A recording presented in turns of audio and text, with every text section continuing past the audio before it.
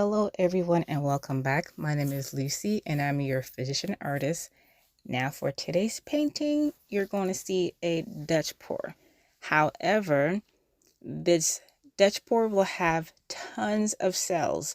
And so you'll see that I'll be using some Australian Floetrol, and I'll tell you when I add it in to produce these massive cells. And it came out completely gorgeous. The cells were bright, shiny, lots of sparkles, and so I really enjoyed doing this piece.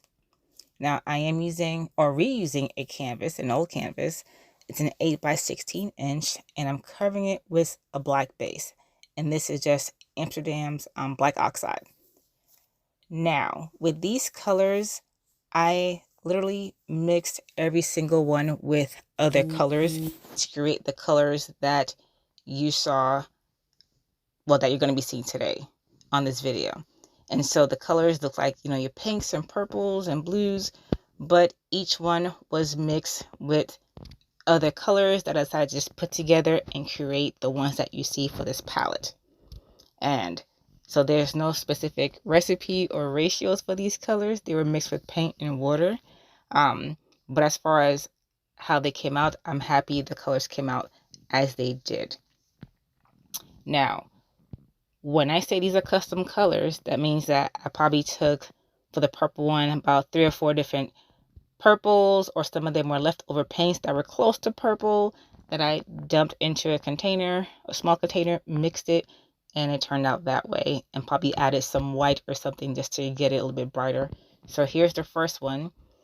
It looks almost like a frosted purple, but I did add a little bit of metallic silver to this one just to give it a metallic look and a sheen. And then this blue one here was a combination of various blues that I had from different paints and even leftovers. Now this gold is gorgeous. You guys know I love Deco 24K, and so I did have some of that left in a container, and I added other gold colors that I've had, or very close to gold that I had, even like a marigold, which I think was from Amsterdam, came out beautifully. Now the pink, same deal with the pink.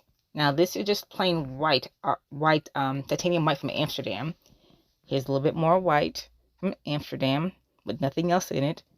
But now I'm going to add Australian Floetrol. Now, when I was pouring the Australian Floetrol on here, you see those clumps of circles that came about at the ends?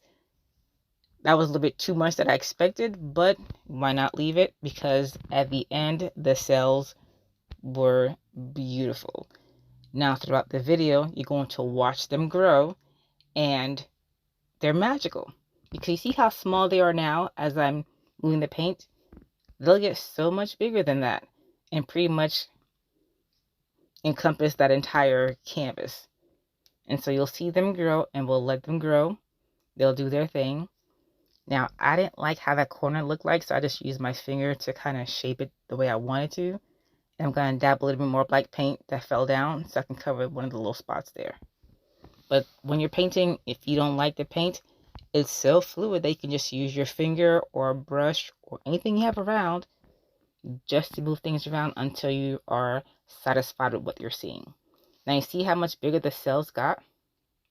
Look at that, a close-up. Beautiful cells, and they retain their shape. That gold is stunning. Look at that. See all the sparkles? The close-up. Now I'll say that purple is probably my favorite one out of the bunch, along with the gold. They came out really, really good. The pink, I probably used a little bit too much pink, but I'll know for next time.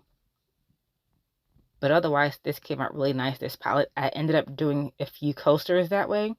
And so in a different video, I'll show you how I created one of the coasters and that entire collection from there. So I hope you guys enjoyed this, and I will see you next time.